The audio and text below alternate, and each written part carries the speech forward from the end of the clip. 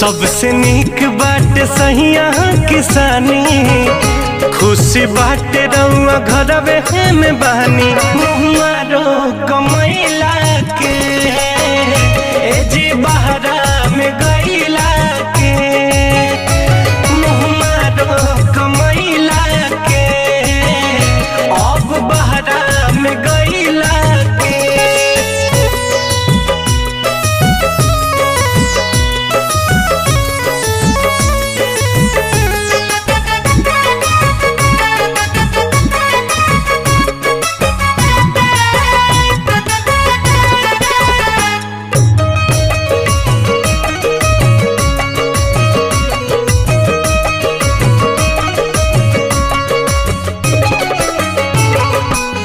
महल से नीक बाट टूटही पलानी, नून रोटी भले